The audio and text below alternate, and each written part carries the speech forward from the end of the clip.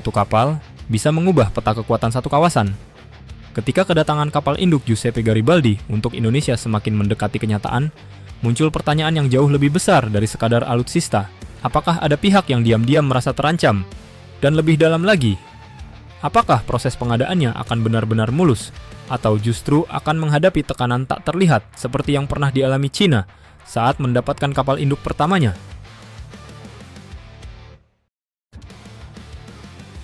Kapal induk, lompatan, bukan sekadar tambahan kekuatan. Dalam dunia militer modern, kapal induk bukan sekadar platform tempur. Ia adalah simbol power projection. Negara yang memiliki kapal induk secara otomatis naik kelas, dari kekuatan defensif menjadi kekuatan yang mampu menjangkau dan mengontrol wilayah laut jauh dari garis pantainya. Inilah yang membuat banyak negara sangat sensitif terhadap penyebaran kapal induk di kawasan tertentu. Ketika Indonesia, yang selama ini berfokus pada konsep defensive archipelagic state, mulai masuk ke ranah kapal induk, itu berarti terjadi perubahan paradigma dari bertahan menjadi mampu menjangkau, dan perubahan seperti ini hampir selalu memicu reaksi.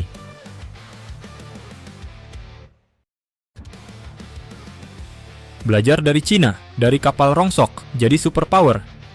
Kisah paling relevan datang dari Cina. Dulu, Cina membeli kapal induk bekas dari Ukraina, yaitu Liaoning. Namun prosesnya tidak dilakukan secara terang-terangan. Kapal tersebut bahkan sempat disamarkan sebagai proyek kasino terapung untuk menghindari tekanan geopolitik. Kenapa? Karena pada saat itu, banyak pihak, terutama negara besar, tidak ingin Cina memiliki kemampuan kapal induk. Namun hasilnya sekarang sangat jelas. Dari satu kapal bekas, Cina berkembang menjadi negara dengan armada kapal induk modern, termasuk Shandong dan Fujian. Artinya satu hal, satu langkah awal, bisa menjadi titik loncat strategis. Dan dunia belajar pelajaran penting. Jangan pernah meremehkan kapal induk pertama sebuah negara.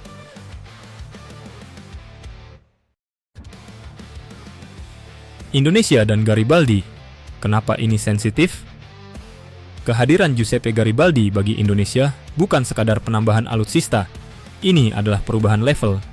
Untuk pertama kalinya, Indonesia akan memiliki platform yang mampu membawa pesawat tempur atau pesawat sayap tetap, drone tempur, helikopter dalam jumlah besar, dan komando operasi laut jarak jauh. Dampaknya langsung terasa pada kawasan strategis seperti Laut Natuna Utara, Selat Malaka, hingga Indo-Pasifik secara luas. Negara-negara di kawasan tentu akan mulai menghitung ulang, bukan karena Indonesia agresif, tetapi karena kemampuan ini secara alami mengubah keseimbangan kekuatan.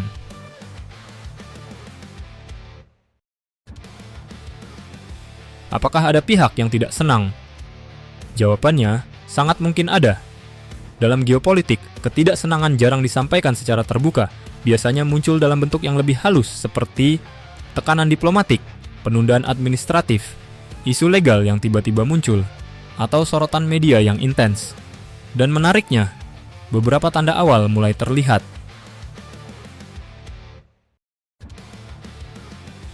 Parlemen Italia mulai bereaksi. Kapal induk Giuseppe Garibaldi berasal dari Italia. Belakangan, Parlemen Italia mulai mempertanyakan proses transfer kapal ini ke Indonesia. Pertanyaannya cukup mendasar. Kenapa kapal sebesar ini bisa dialihkan dengan skema yang tidak biasa? Apakah prosesnya transparan? Apakah ada keterlibatan pihak ketiga atau broker? Di permukaan, ini terlihat sebagai isu administratif. Namun dalam dunia pertahanan, hal seperti ini sering menjadi pintu masuk dari dinamika yang lebih besar.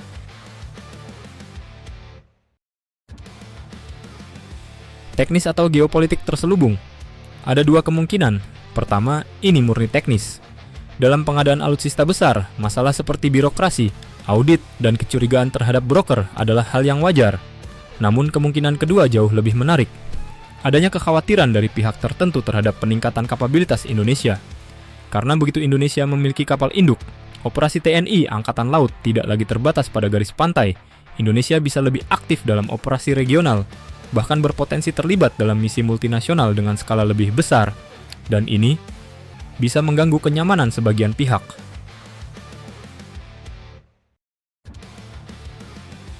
Siapa yang paling berkepentingan?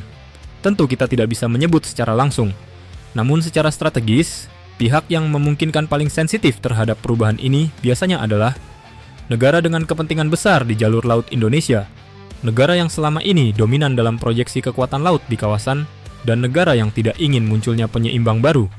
Selama ini, Indonesia dipandang sebagai kekuatan regional yang stabil. Namun, dengan kapal induk, Indonesia berpotensi menjadi power balancer baru, dan itu tidak selalu diinginkan semua pihak.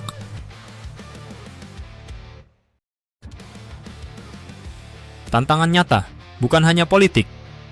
Terlepas dari dinamika geopolitik, ada tantangan nyata yang tidak bisa dihindari. Biaya operasional kapal induk yang sangat tinggi, ketersediaan pesawat dan drone yang kompatibel, kesiapan pilot dan kru, serta infrastruktur pendukung. Cina membutuhkan waktu bertahun-tahun untuk menguasai semua ini, dan Indonesia akan menghadapi proses belajar yang sama. Artinya, kedatangan Garibaldi bukan akhir, melainkan awal dari perjalanan panjang.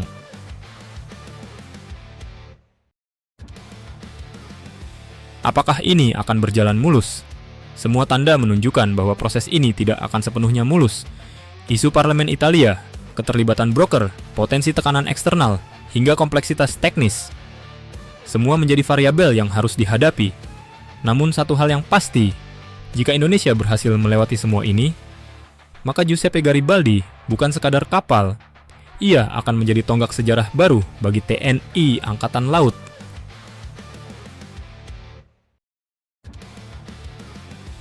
Sejarah sudah memberi contoh melalui Cina. Satu kapal induk bisa menjadi awal dari transformasi besar. Sekarang, Indonesia berada di titik yang hampir sama. Pertanyaannya bukan lagi apakah Indonesia mampu memiliki kapal induk, melainkan apakah Indonesia siap menghadapi konsekuensi strategis setelah memilikinya. Karena dalam dunia militer, setiap lompatan kekuatan selalu diikuti oleh reaksi dari pihak lain.